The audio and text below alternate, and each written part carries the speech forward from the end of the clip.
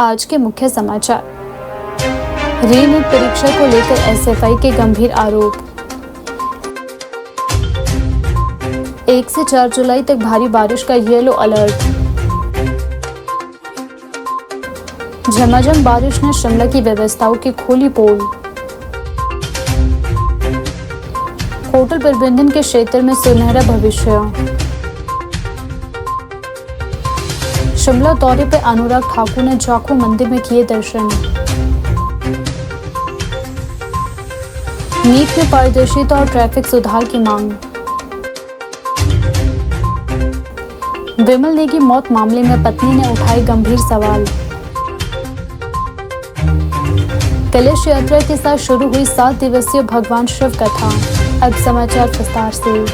पूर्व केंद्रीय मंत्री एवं भारतीय जनता पार्टी के वरिष्ठ नेता अनुराग सिंह ठाकुर ने अपने शिमला प्रवास के दौरान ऐतिहासिक जाखू मंदिर में भगवान हनुमान के दर्शन कर देश की समृद्धि, प्रदेश के विकास और विकसित भारत के संकल्प की सफलता के लिए प्रार्थना की। इसके बाद उन्होंने प्रधानमंत्री नरेंद्र मोदी की पहल एक पेड़ मां के नाम अभियान के अंतर्गत पौधा रोपण कर पर्यावरण संरक्षण का संदेश दिया। इस दौरान उन्होंने लोगों से अधिक पौधे लगाने और प्रकृति संरक्षण में अपनी भागीदारी सुनिश्चित करने की अपील भी की। जाखू मंदिर में पूजा अर्चना के बाद मीडिया से बातचीत करते हुए अनुराग ठाकुर ने केंद्र सरकार के पिछले 12 वर्षों के कार्यकाल को विकास, सुशासन और जन कल्याण का दौर बताते हुए कहा कि प्रधानमंत्री नरेंद्र मोदी के नेतृत्व में भारत ने वैश्विक स्तर पर अपनी अलग पहचान बनाई है। उन्होंने कहा कि आज भारत दुनिया की सबसे तेजी से उभरती अर्थव्यवस्थाओं में शामिल है और अनेक क्षेत्रों में अभूतपूर्व उपलब्धियां हासिल कर रहा है। अनुराग ठाकुर ने सुबह जाखू मंदिर पहुंचकर विधिवत पूजा अर्चना की। उन्होंने भगवान हनुमान से देशवासियों के सुख, समृद्धि और बेहतर भविष्य की कामना की। उन्होंने कहा कि भारत आज विकसित राष्ट्र बनने की दिशा में तेजी से आगे बढ़ रहा है और आने वाले वर्षों में यह संकल्प अवश्य पूरा होगा। उन्होंने कहा कि हिमाचल प्रदेश प्राकृतिक सौंदर्य, धार्मिक आस्था और सांस्कृतिक विरासत का महत्वपूर्ण केंद्र है। ऐसे धार्मिक स्थलों पर आने से सकारात्मक ऊर्जा मिलती है और देश की उन्नति के लिए प्रार्थना करने का अवसर भी प्राप्त होता है। मंदिर दर्शन के बाद अनुराग ठाकुर ने एक पेड़ मां के नाम अभियान के दौरान पौधारोपण भी किया। उन्होंने कहा कि पर्यावरण संरक्षण वर्तमान समय की सबसे बड़ी जरूरत है।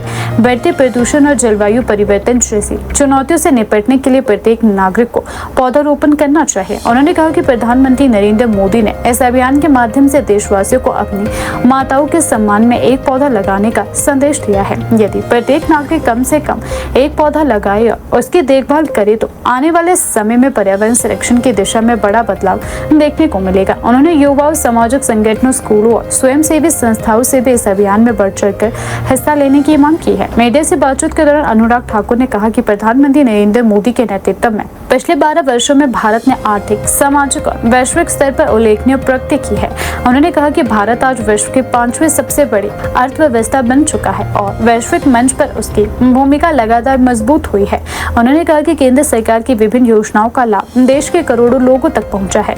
गरीबों, किसानों, महिलाओं, युवाओं और वंचित वर्गों के लिए अनेक योजनाएं शुरू की गई जिससे लोगों के जीवन स्तर में सुधार आया है। उनके अनुसार digital India, startup India, make in India, Jan Dhan योजना, आयुष्मान भारत, उज्ज्वला योजना, प्रधानमंत्री आवास योजना, जल जीवन मिशन जैसी योजनाओं ने आम लोगों के जीवन में सकारात्मक बदलाव लाने का कार्य किया है। अनुराग ठाकुर ने कहा कि केंद्र सरकार ने हिमाचल प्रदेश के विकास के लिए अनेक महत्वपूर्ण परियोजनाओं को भी मंजूरी दी है। उन्होंने कहा कि प्रदेश में स्वास्थ्य, सड़क, रेलवे, पेयजल और ग्रामीण विकास के क्षेत्र में बड़े पैमाने पर कार्य हुए हैं। उन्होंने कहा कि एम्स बिलासपुर की स्थापना प्रदेश की स्वास्थ्य सेवाओं के लिए ऐतिहासिक उपलब्धि है। इससे हिमाचल के साथ साथ पड़ोसी राज्यों के लोगों को भी आधुनिक स्वास्थ्य सुविधाएं मिल रही है।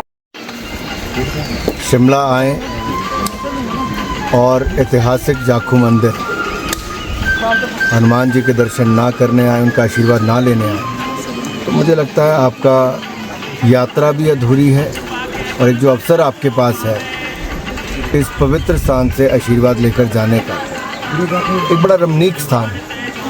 आप में एक नई ऊर्जा का संचार करता है और आप ज़्यादा ऊर्जा के साथ राष्ट्र के प्रति और समर्पित होते हैं। जैसे हमारे माननीय प्रधानमंत्री जी जो 12 वर्षों तक निरंतर प्रधानमंत्री के पद पर हैं, निरंतर चुने जाने वाले, लंबे समय तक 12 साल से ज़्यादा देश की सेवा करते हुए प्रधानमंत्री के पद पर, जैसे वो देश को संकट के समय भी अर्थव्यवस्था भी बचाई, एनर्जी सिक्योरिटी भी करवाई और दुनिया भर के संकटों में भी ये दिखाया कि भारत से विकल्प निकल सकते हैं। और भारत उस समय भी दुनिया के आगे नहीं झुका जब बहुत बड़े बड़े देशों ने इस तरह की परिस्थितियां खड़ी कर दी कि शायद आपको झुकना पड़ता। मोदी जी ने सदा भारत को प्राथमिकता दी, भारत प्रथम एजेंडा, इंडिया फर्स्ट, इसी प्राथमिकता को लेकर प्रधानमंत्री मोदी चले। तो आज हनुमान जी के चरणों में ये भी जाखू मंदिर से हम प्रार्थना की है कि मोदी जी के नेतृत्व में हमारा देश ऐसे ही आगे बढ़ता रहे, नई ऊंचाइयां छुए। जैसे फ्रेजाइल 5 इकॉनमी से फर्स्ट 5 इकॉनमीज में है, लड़खड़ाती चरमराती अर्थव्यवस्थाओं में से निकलकर आज दुनिया की 5वीं बड़ी अर्थव्यवस्था बना और सबसे तेज़ी से बढ़ने वाली अर्थव्यवस्था बना है। 25 करोड़ गरीबों को गरीबी रेखा से बाहर निकाला है। ये तब संभव हो पाया जब ईमानदारी के साथ हमारे देश के प्रधानमंत्री ने गरीबों के कल्याण के लिए और देश के विकास के लिए काम किया। Student federation of India SFI ने राष्ट्रीय परीक्षा एजेंसी एनटीए से 21 जून 2026 को आयोजित री-नीट परीक्षा में शामिल हुए अभ्यर्थियों की उपस्थिति का पूरा विवरण सार्वजनिक करने की मांग की है। आज शिमला में प्रेस कॉन्फ्रेंस के जरिए संगठन का कहना है कि परीक्षा प्रक्रिया में पारदर्शिता सुनिश्चित करने के लिए यह जानकारी सार्वजनिक करनी होगी। एसएफआई के अनुसार 3 मई 2026 को आयोजित नीट यूजी परीक्षा में करीब 22 लाख अभ्यर्थी शामिल हुए थे। बाद में पेपर लीक के आरोपों के बाद परीक्षा रद्द कर दी गई और एनटीए ने 21 जून को पुनः परीक्षा आयोजित की। संगठन का दावा है कि देश के कई परीक्षा केंद्रों में ऐसी जानकारी सामने आई है जहां आवेदन करने वाले अभ्यर्थियों और परीक्षा में उपस्थित होने वाले छात्रों की संख्या में बड़ा अंतर देखने को मिल रहा है। एसएफआई ने कहा कि एनटीए ने अपने बयान में केवल इतना कहा कि री-नीट परीक्षा में 20 लाख से अधिक अभ्यर्थी शामिल हुए। संगठन का कहना है कि यदि पहले 22 लाख छात्र परीक्षा में बैठे थे और दोबारा आयोजित परीक्षा में 20 लाख से अधिक अभ्यर्थियों ने भाग लिया तो लगभग 2 लाख छात्रों के परीक्षा में शामिल न होने के कारणों को स्पष्ट किया जाना चाहिए। संगठन ने आरोप लगाया कि परीक्षा रद्द होने और बार बार सामने आई अनियमितताओं के कारण लाखों छात्रों और उनके परिवारों को मानसिक, आर्थिक और सामाजिक परेशानियों का सामना करना पड़ रहा है। एसएफआई का यह भी दावा है कि इस पूरी प्रक्रिया का सबसे अधिक प्रभाव आर्थिक और सामाजिक रूप से कमजोर वर्गों के छात्रों पर पड़ा है। एसएफआई ने केंद्रीय शिक्षा मंत्री धर्मेंद्र प्रधान पर भी निशाना साधते हुए कहा कि परीक्षा प्रणाली में लगातार सामने आ रही समस्याओं के बावजूद सरकार और शिक्षा मंत्रालय ने छात्रों की चिंताओं का संतोषजनक समाधान नहीं किया है। संगठन ने मांग की है कि सरकार परीक्षा प्रक्रिया में हुई कथित अनियमितताओं पर स्पष्ट जवाब दे और जिम्मेदार अधिकारियों के खिलाफ कार्यवाही करे। We are demanding the resignation of Dharmendra Pradhan and also the scrapping of National Testing Agency. Because of the NEET examination in this year, more than 22 lakh students and families affecting by this, and also more than 21 students committed suicide also. So we are demanding the justice of these people. So from the May 3rd onwards, the SFA had taken up a national-wide protest. In more than 800 centers, we had organized protests. In coming days also, we are trying to intensify this struggle. So what our demand is the resignation of Dharmendra Pradhan. Along with that, the NTA should be scrapped. We need the justice for the student. The problem is that they are giving, they don't have any capacity. The NTA don't have any capacity to conduct this examination. The government is pulling the students to commit suicide. So in coming days, we will intensify the struggle against the National Testing Agency, and also we are demanding the resignation of Dharmendra Pradhan. Sir, with this only, I would like to ask that what kind of a reason is this that the students are going to the private schools instead of going to the government schools? The problem is that more than 1,20,000 schools have been closed in India. The reason behind that, why the students are going to from government schools to private schools, the only reason is that the government is not providing better education facilities in government schools. If you are giving a proper education system, or if you are giving proper infrastructure, proper laboratory, proper computer labs, and also if we give a international level education in the government school, these students will come to the government school, they will study in the government school. So the government is not investing much in the public education system. Because of that, the students are going to private schools. The reason that you have given is fine, but the students who are going to the private schools and the coaching centers that are being opened, aren't you sure about that? The coaching centers are getting much more and more, and the government schools are getting closed just because of the getting of merging? But the thing is that the issue of the coaching centers also. So for the NEET examination also, people are going to the coaching center. The problem is that now why we are against the national centralized examination.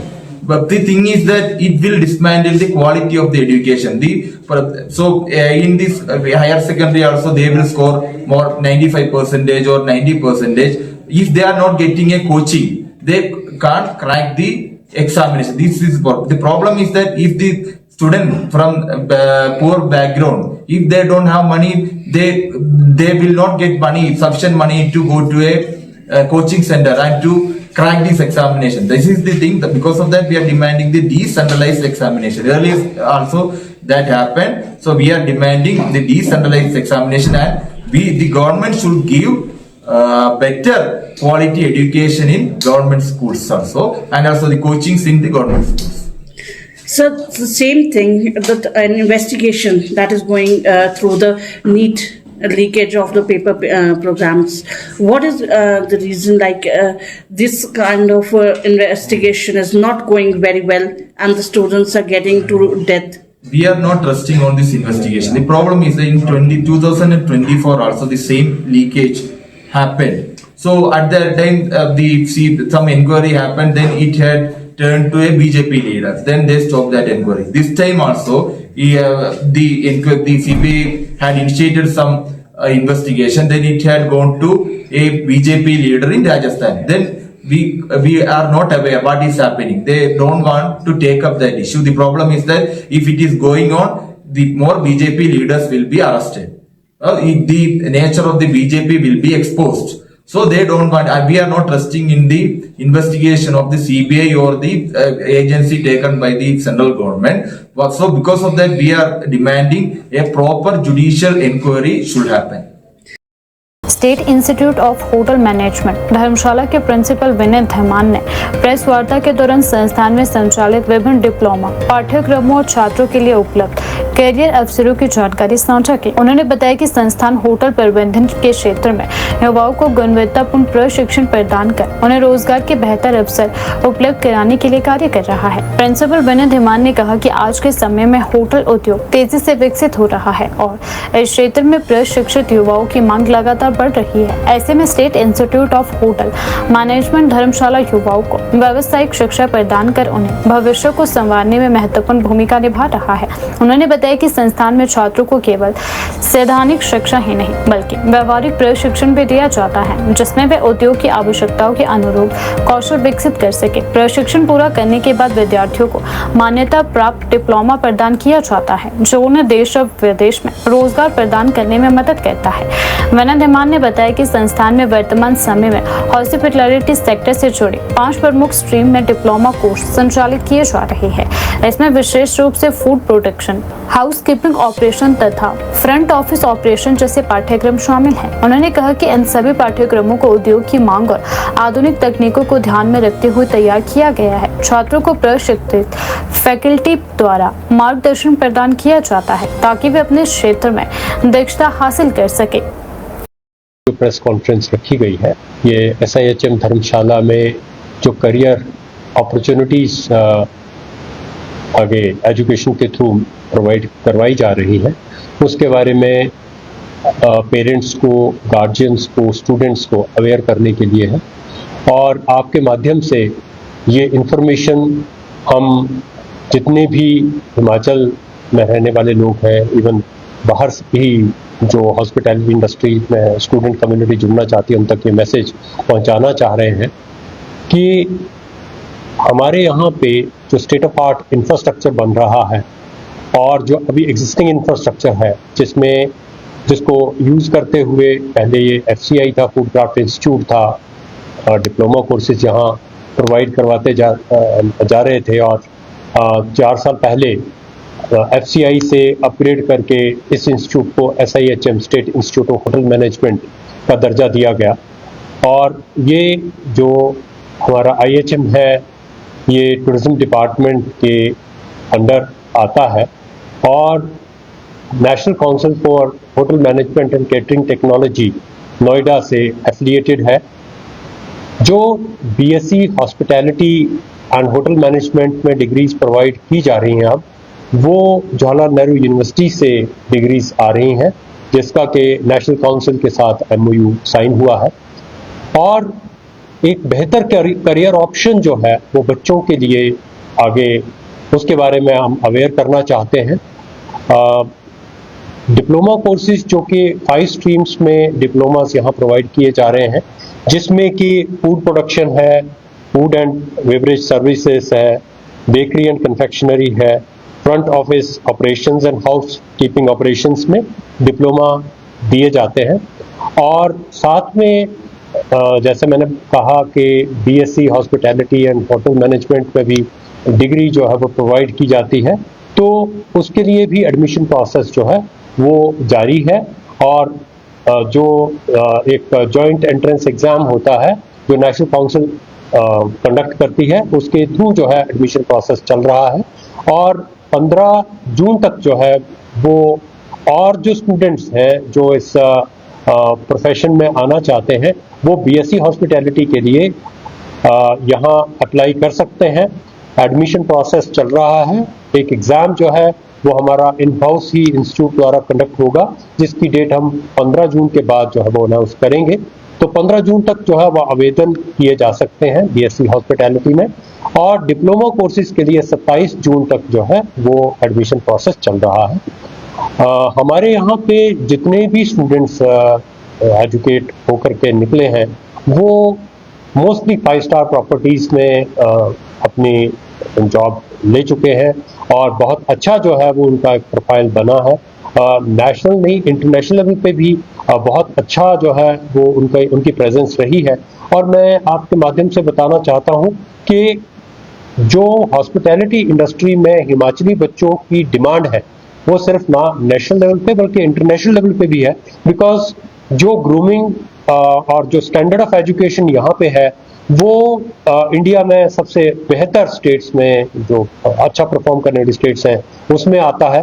और उसकी वजह से जो है वो communication skills जो हमारा institute यहाँ एक अच्छी ग्रूमिंग जो है वो बच्चों की करता है, उसकी वजह से जो है वो काफ़ी डिमांड में हमारे बच्चे यहाँ से, हिमाचल से हैं।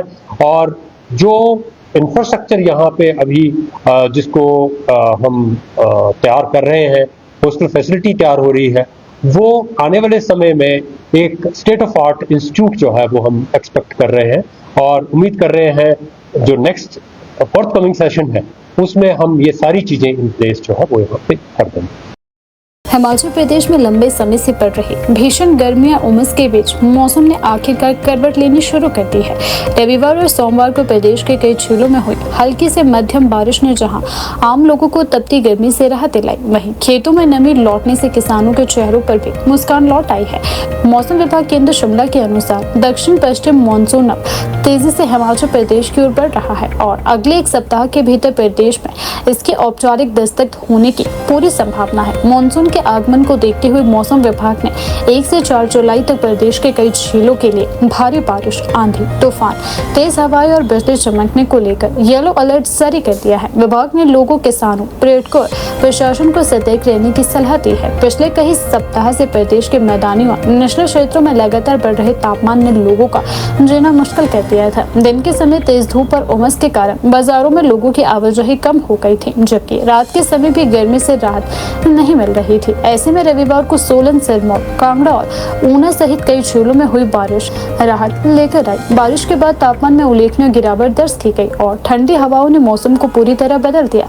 राजधानी शिमला में भी दिन भर बादल छाए रहे तथा दोपहर बाद हुई हल्की बूंदाबांदी ने मौसम को और अधिक सुहावना बना दिया। मौसम विभाग शिमला के वैज्ञानिकों के अनुसार दक्षिण पश्चिम मानसून सामान्य गति से आगे बढ़ रहा है। वर्तमान में मानसून उत्तर अरब सागर, गुजरात, मध्य प्रदेश, छत्तीसगढ़, झारखंड और बिहार के अधिकांश हिस्सों तक पहुंच चुका है। अगले 2 से 3 दिनों में इसके उत्तर प्रदेश और उत्तराखंड के शेष हिस्सों के साथ हिमाचल प्रदेश, जम्मू कश्मीर और लद्दाख तक पहुंचने की संभावना है। मौसम विभाग का कहना है कि जैसे जैसे मानसून सक्रिय होगा वैसे वैसे प्रदेश में वर्षा की गतिविधियां भी तेज होगी। 29 और 30 जून को हल्की से मध्यम बारिश का दौर जारी रहेगा, जबकि 1 जुलाई से प्रदेश में व्यापक वर्षा शुरू होने की संभावना है।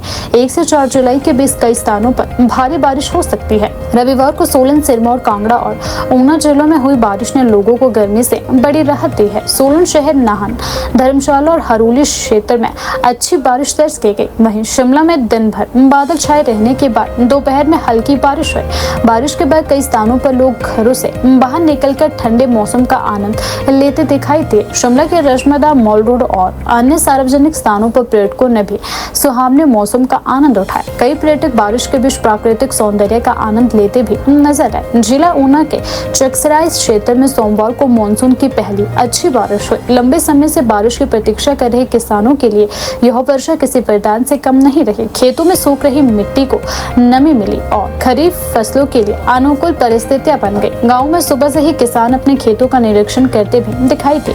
कई किसानों ने बारिश के तुरंत बाद बुआई और अन्य कृषि कार्य शुरू कर दिए। उनका कहना है कि समय पर हुई बारिश से इस वर्ष अच्छी पैदावार की उम्मीद है। स्थानीय किसान सुभाष चंद ने बताया कि यह बारिश मक्की की फसल के लिए बेहद लाभदायक साबित होती है। उन्होंने कहा कि पिछले कई दिनों से तापमान और खेतों में नमी की कमी के कारण किसान काफी चिंतित थे। जिन किसानों ने पहले ही मक्की की बुआई कर दी थी, उनकी फसल पर सूखने का खतरा बढ़ रहा था। प्रदेश के कई बागवानों का कहना है कि समय पर हुई बारिश से सेब, नाशपाती, आड़ू, पलम और अन्य फलों के बागानों को काफी लाभ मिलेगा। पर्याप्त नमी मिलने से पौधों की वृद्धि बेहतर होगी और फलों की गुणवत्ता में सुधार आने की संभावना है। हालांकि बागवानों ने यह भी कहा कि यदि लगातार अत्यधिक बारिश होती है तो फलों में बीमारियों का खतरा भी बढ़ सकता है, इसलिए संतुलित वर्षा अधिक लाभदायक रहती है।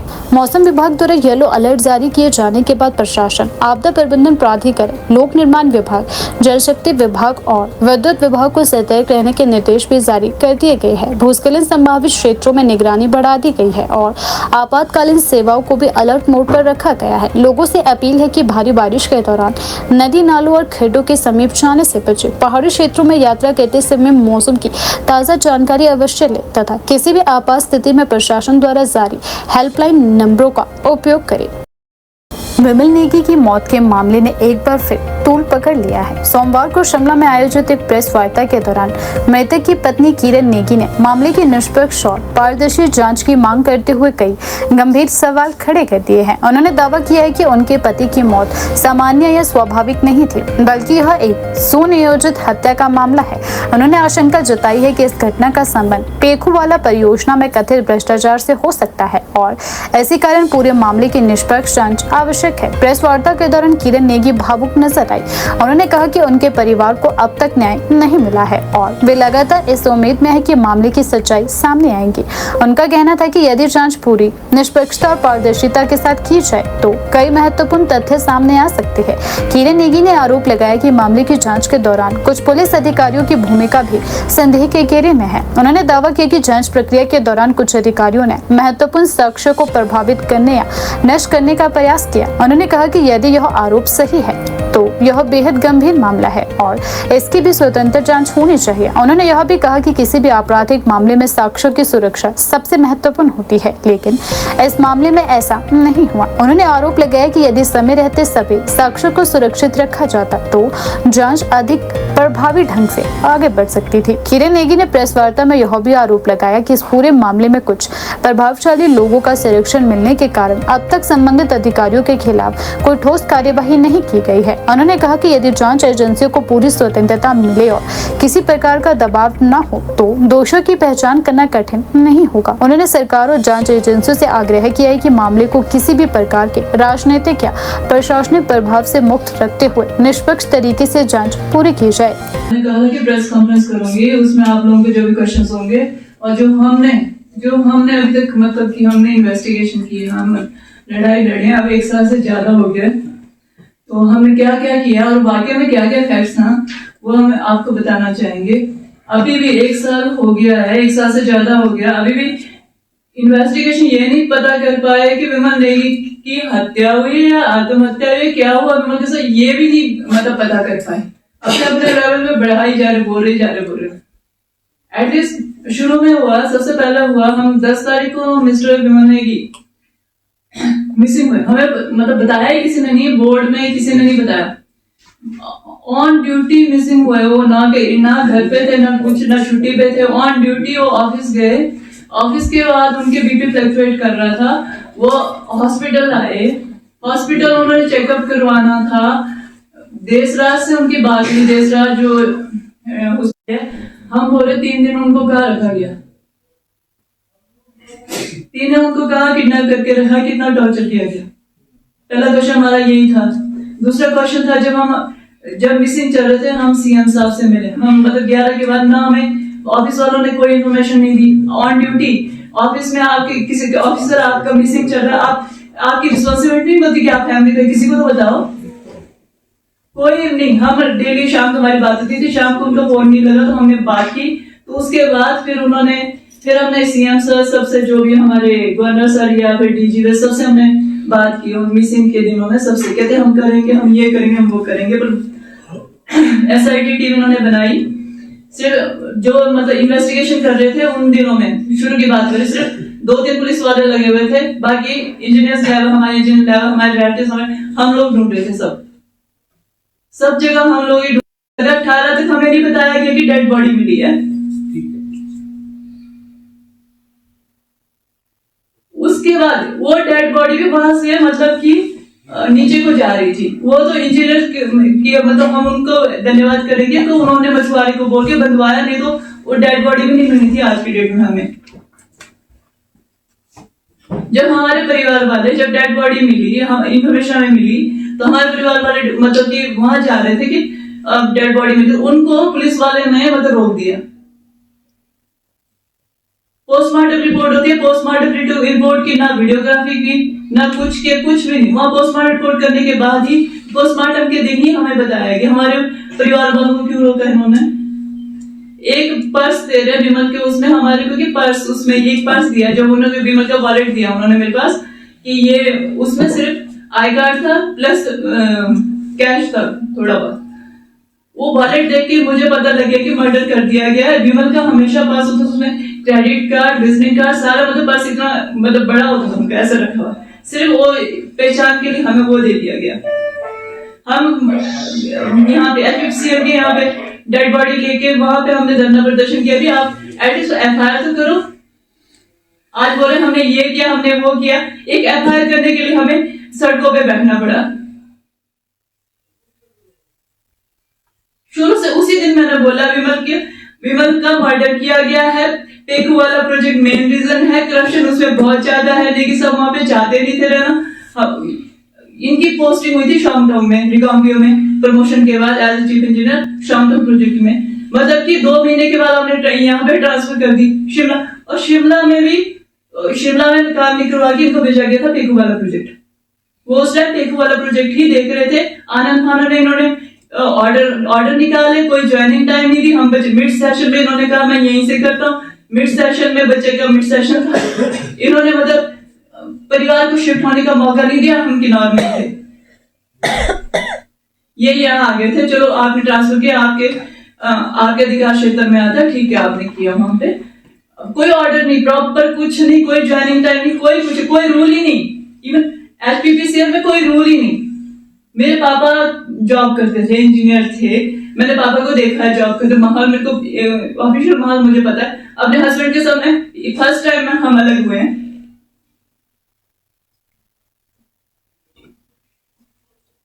साथ ही रहती थी, मैंने ऑफिशियल माहौल देखा। चलो 19-21 चलती है, इतना घटिया माहौल एचपीपीसीएल का जो इस टाइम था कभी नहीं देखा हमने। ये बॉस ही बन गए डायरेक्टर और ये क्या बोलते हैं एमडी। वहां पे हमने देखा बिटरली रो रहे थे जब मैं एचपीपीएस के ऑफिस गई। बिटरली वहां पे officer, senior officer, junior officer सारे मतलब ऐसा माहौल था जैसे कि किसी मतलब उसमें आए हुए हम। सिर्फ 2-3 ऑफिसर जो मजे कर रहे थे, बाकी वहां पे ऐसे बनाते सारे पेशेंट है।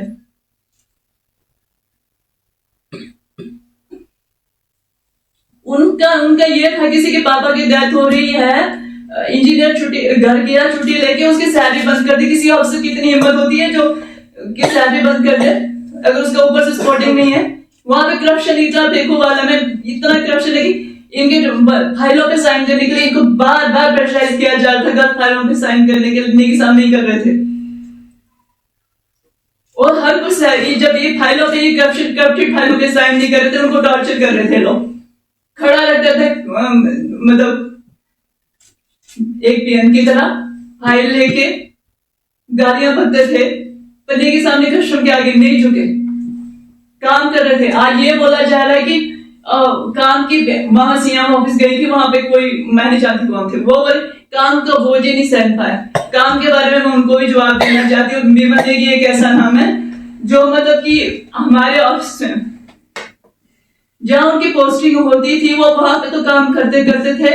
इवन उनको डेपुटेशन पे हर जगह उनकी पोस्टिंग करवाई जाती थी। जो भी बीमा लेगी के साथ काम करते थे उनको सबको पता है, एक जगह तो करते थे, सब जगह डेपुटेशन उनको बेच और वो उस काम में खुश भी रहते थे। अपनी फैमिली को भूल के हर जगह मतलब गाँव में उसको मतलब कहीं गाड़ी नहीं जाएगी तो खुद ही गाड़ी ड्राइवर बनकर खुद चला के उस वहां पे काम पूरा करते थे। टावर्स पे नहीं चढ़े खुद चढ़ के उसको करते थे, डाउन टू अर्थ। यहाँ पे सावड़ाकुड्डू में कोरोना पीरियड के दौरान सावड़ाकुड्डू के प्रोजेक्ट की कमीशनिंग करी। 2-2 महीने परिवार से अलग होके दिन रात काम करके वो करने के काम नहीं आता था उसको।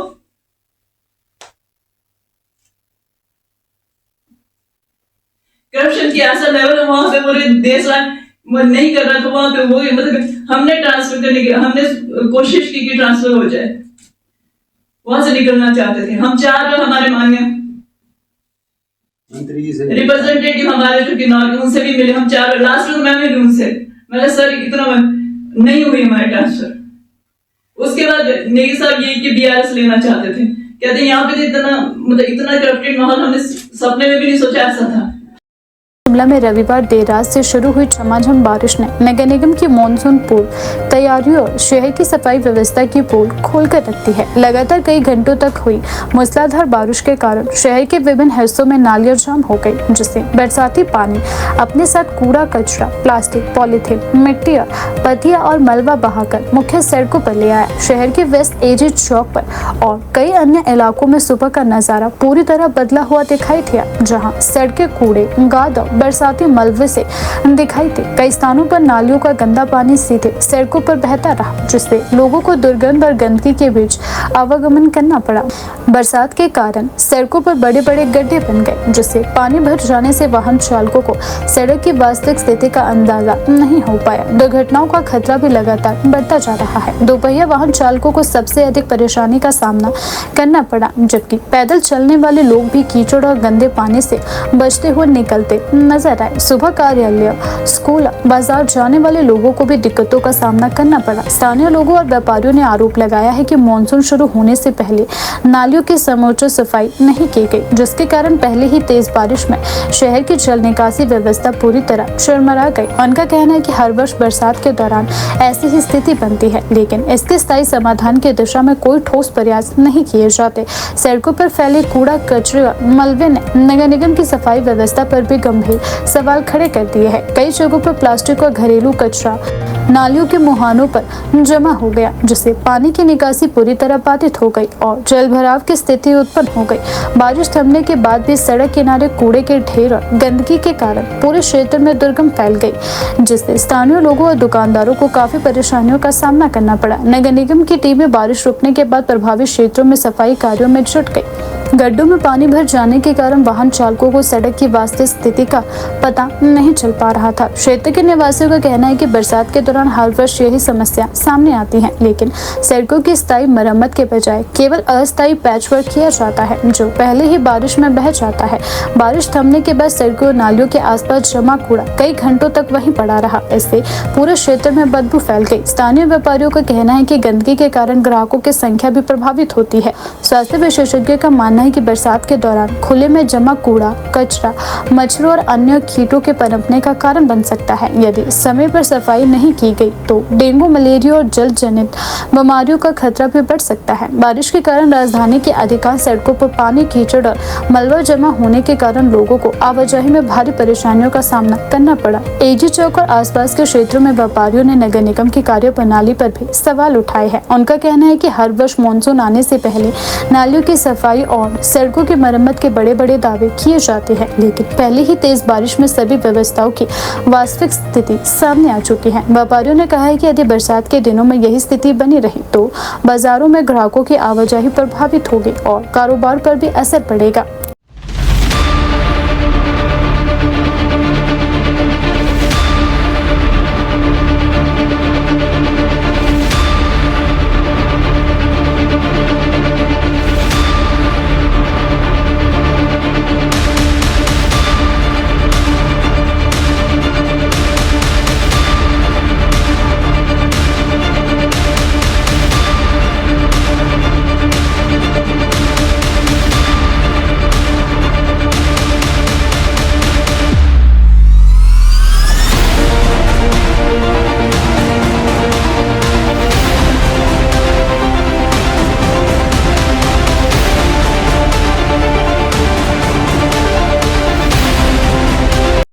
राजधानी शिमला के स्थायी निवासी राजीव पंडित ने देश भर में चर्चा का विषय बने नीट परीक्षा के कथित पेपर लीक मामले और शिमला में लगातार बढ़ रही ट्रैफिक समस्या को लेकर अपनी प्रतिक्रिया व्यक्त की। उन्होंने कहा कि शिक्षा व्यवस्था में पारदर्शिता और निष्पक्षता बनाए रखना बेहद जरूरी है, क्योंकि लाखों छात्र वर्षों की मेहनत और अपने भविष्य की उम्मीदों के साथ प्रतियोगी परीक्षाओं में शामिल होते हैं। यदि परीक्षा प्रक्रिया में किसी प्रकार की अनियमितता होती है तो इसका सीधा असर विद्यार्थियों के भविष्य और परीक्षा व्यवस्था की विश्वसनीयता पर पड़ता है। राजीव पंडित ने कहा कि यदि परीक्षा का प्रश्न पत्र तैयार करने या उससे जुड़े लोग ही उसे अवैध रूप से बेचने या लीक करने जैसे गतिविधियों में शामिल पाए जाते हैं तो यह बेहद गंभीर प्रश्न है। उनका कहना है कि इस प्रकार की घटनाएं केवल परीक्षा को प्रभावित नहीं करती बल्कि पूरे शिक्षा तंत्र पर लोगों का भरोसा भी कमजोर करती है।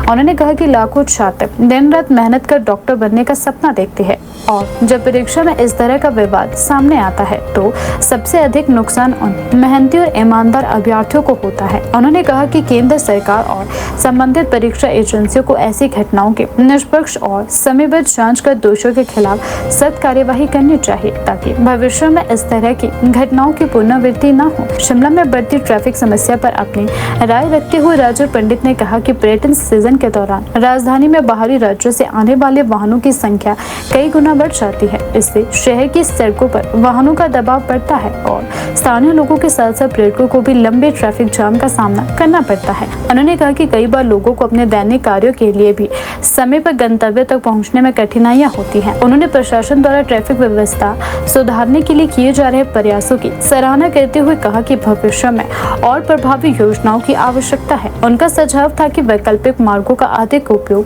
पार्किंग व्यवस्था को मजबूत करना, सार्वजनिक परिवहन को बढ़ावा देना और पर्यटन सीजन के दौरान विशेष ट्रैफिक प्लान लागू करना समय की जरूरत है। देखिए, मेरा नाम राजीव पंडित है और मेरे पुत्र ने भी इस बारी नीट का पेपर 2 बारी दिया। पहले नीट दिया, फिर बाद में रीनीट दिया। जहाँ तक लीकेज की प्रॉब्लम है तो जो अभी तक मैं समझ पाया हूँ कि अगर पेड़ की जड़ ही पेड़ को खाना शुरू कर दे तो बहुत मुश्किल हो जाता है, क्योंकि जो निकल के सामने आया है, नीट एनटीए की जो बायोलॉजी की टीचर थी उनका उसमें रोल सामने आया है, एक अपने केमिस्ट्री के टीचर का रोल सामने आया है। तो जो लोग पेपर सेट कर रहे हैं अगर वही पेपर लीक करना शुरू कर देंगे तो मुझे लगता है कि ये बड़ी दुर्भाग्यपूर्ण बात है। हाँ, जहाँ तक बच्चों की असुविधा का बात है, मैं बिल्कुल उससे एग्री करता हूँ। बच्चों को बहुत ज़्यादा असुविधा हुई। इवन बहुत से बच्चे डिप्रेशन में चले गए। जिन बच्चों के पिछली बारी नीट में 600 से ऊपर नंबर आ रहे थे, इस बारी जब मैं उनसे बात करता हूँ तो वो 500 से भी नीचे जा रहे हैं। तो मुझे लगता है कि कहीं ना कहीं ये बहुत बड़ा एक घोटाला जो सामने आया और उसके बाद रीनीट में भी एक घोटाला सामने आया, जो आप लोगों के माध्यम से पता चल रहा है, जो सॉल्वर गैंग जो अभी बिहार पुलिस ने अच्छा काम करते हुए पकड़ी है।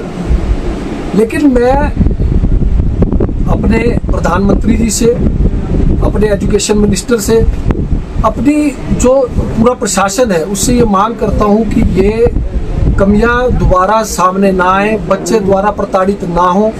और ये मैं और आप बहुत आसानी से नहीं समझ सकते कि बच्चे किस प्रताड़ना से गुजरते हैं। जब एक बारी नीट दे करके 10 दिन वो फ्री बैठे हैं और फिर दोबारा से उनको नीट के लिए दोबारा पढ़ना पड़ता है, तो ये बहुत ही प्रताड़ित करने वाला है। जहाँ तक SFI की मांग है, वो मुझे लगता है कि वो राजनीति से प्रेरित है। धर्मेंद्र प्रधान जी पहले भी अच्छा काम करते आए हैं, लेकिन अगर उन्हें लगता, और मुझे लगता है कि हमारे प्रधानमंत्री जी को लगता कि उनका कोई इन्वॉल्वमेंट है, तो वो खुद ही अपने पद से इस्तीफा देते। देखिए, जहाँ तक पर्यटकों का सवाल है, तो जो मुझे लगता है कि अभी प्लेन्स में छुट्टियाँ चल रही हैं और 1 जुलाई तक वो छुट्टियाँ ख़त्म भी हो जाएंगी। हाँ, ये बात आपकी बिल्कुल सही है कि प्रशासन ने को जैसी व्यवस्था करनी चाहिए थी, इतना इन्फ्लो देखते हुए वैसी व्यवस्था करने में वे नाकामयाब रहे हैं। आप कल भी देखा, हमने परसों भी देखा, और हम रोज देख रहे हैं कि जाम शिमला में हर तरफ से है। आप कोई भी ऐसी एक सड़क नहीं बता सकते जो जाम से फ्री है। अगर आप विक्ट्री टनल से जाते हैं तो आपको संकट मोचन तक जाम मिलता है। आप अपना छोटा शिमला चले जाइए, वहाँ जाम है। संजौली चले जाइए, वहाँ जाम है। तो उसके बारे में प्रशासन जो उचित कार्य कर सकता था, जो पॉजिटिव स्टेप ले सकता था, वो उन्होंने नहीं लिए, और ये बहुत बड़ी नाकामयाबी है। और इसके ऊपर मैं सरकार से दरख्वास्त करूँगा कि उन्हें पॉजिटिव स्टेप्स लेकर के अगला जो अपना सीज़न आने वाला है, आपकी बात सही है, अब बहुत ज़्यादा बारिश भी होती है और हमने देखा है कि लैंडस्लाइड्स भी होते हैं शिमला के अंदर, लेकिन उसका मतलब ये है पर्यटन के ऊपर हमारा कारोबार भी बहुत ज़्यादा निर्भर करता है। लेकिन ये कह देना कि सिर्फ मतलब जाम की वजह से और उस वजह से अगर हम पर्यटन को बंद कर दें, ऐसा भी नहीं, संभव नहीं है। लेकिन प्रशासन को अपनी जिम्मेवारी समझते हुए उसके बारे में पॉजिटिव स्टेप्स सोचने चाहिए। आपके पास इतनी बड़ी टीम है, आप उसको लगाइए कि हम कैसे उसको सॉर्ट आउट कर सकते हैं। बिल्कुल, देखिए, ये जो NCC के बच्चों को ट्रैफिक कंट्रोल करने के लिए लगाना था, या NSS के बच्चों को ट्रैफिक कंट्रोल करने के लिए लगाना था, ये बहुत पहले से चला आ रहा है। मुझे याद है जब RN शर्मा जी यहाँ पे AN शर्मा जी अपने SP होते थे, तब भी ये कार्य हम करते थे। मैं खुद कम्युनिटी पुलिसिंग में रहा हूँ और मैंने ये सब कार्य किए हैं। और चिट्टे के अगेंस्ट भी हमने उस टाइम भी कार्य किया है। उस टाइम चिट्टा नहीं था, नशे और तरीके से होते थे, अपना भंग का नशा होता था और भी काफ़ी नशे होते थे। तो जो एक कम्युनिटी पुलिसिंग का जो कंसेप्ट था, वो कहीं ना कहीं अब ख़त्म कर दिया गया है, पुलिस द्वारा भी और प्रशासन द्वारा भी। और मैं आजकल देख रहा हूँ कि कुछ वॉलंटियर्स भी, NCC के बच्चे तो कर ही रहे हैं, कुछ वॉलंटियर्स भी जो ये अपना ट्रैफिक है उसको संभालने में मदद कर रहे हैं पुलिस की। इसके अलावा मैं चाहूँगा कि जैसे कम्युनिटी पुलिसिंग का जो एक प्रैक्टिकल जो AN शर्मा जी ने किया था, उसको दोबारा रिवाइव किया जाए। और ये जो चिट्टे की समस्या है, ये तभी खत्म होगी जब समाज उसमें भागीदारी करेगा। जब तक आप ये सोचेंगे कि पुलिस ही भागीदारी करेगी, पुलिस हर जगह मौजूद नहीं हो सकती है। आपको ये ध्यान रखना होगा कि कम्युनिटी, जब तक कम्युनिटी खुद किसी कुप्रथा के अगेंस्ट खड़ी नहीं होती, तब तक वो प्रथा जो है वो खत्म नहीं होती। राजधानी शिमला में दिव्य ज्योति जागृति संस्थान द्वारा आयोजित 7 दिवसीय भगवान शिव कथा का शुभारंभ भव्य कलश यात्रा के साथ किया गया। यह आध्यात्मिक आयोजन 29 जून से 5 जुलाई तक क्यूंथल बैंकेट हॉल खलेनी में प्रतिदिन दोपहर 3 बजे से सांझ 6 बजे तक आयोजित किया जाएगा। कथा के शुभारंभ के अवसर पर न्यू शिमला से निकाली गई विशाल मंगल कलश यात्रा में सैकड़ों श्रद्धालुओं ने उत्साह पूर्वक भाग लिया। हर हर महादेव के जयघोष, भजन कीर्तन और धार्मिक नारों से पूरा वातावरण भक्ति में हो उठा। कलश यात्रा का शुभारंभ सेक्टर 2 न्यू शिमला स्थित कम्युनिस्ट हॉल से विधिवत पूजा अर्चना के साथ किया गया। पूजा कार्यक्रम में नीरज शर्मा, करमचंद ठाकुर और पवन कुमार गुप्ता सहित अन्य गणमान्य लोगों ने भाग लिया। वैदिक मंत्रोच्चारण के बीच भगवान शिव का आह्वान किया गया और कथा के सफल आयोजन की कामना भी की गई। विशेष आकर्षण उस समय देखने को मिला जब 2 बालिकाओं ने भगवा ध्वज लहराकर कलश यात्रा का शुभारंभ किया। आयोजकों ने इसे बेटी बचाओ बेटी पढ़ाओ अभियान का प्रतीक बताते हुए समाज में नारी सम्मान और महिला सशक्तिकरण का संदेश बताया। दिव्य ज्योति जागृति संस्थान की साध्वी भारती ने कहा कि किसी भी समाज की उन्नति तभी संभव है जब महिलाओं को सम्मान अवसर दिया जाए। उन्होंने कहा कि बेटी केवल परिवार ही नहीं बल्कि पूरे समाज और राष्ट्र की शक्ति है, इसीलिए नारी सम्मान को सर्वोच्च प्राथमिकता दी जानी चाहिए। कलश यात्रा में संस्थान की साध्वी भारती, साध्वी सोनिया भारती, साध्वी मीनू भारती और साध्वी गुरु गीता भारती विशेष रूप से उपस्थित रहे। यात्रा में लगभग 201 सौभाग्यवती माताओं और बहनों ने सिर पर कलश धारण कर भाग लिया। पारंपरिक वेशभूषा में सुसज्जित महिलाओं की उपस्थिति ने धार्मिक यात्रा की गरिमा को और बढ़ा दिया।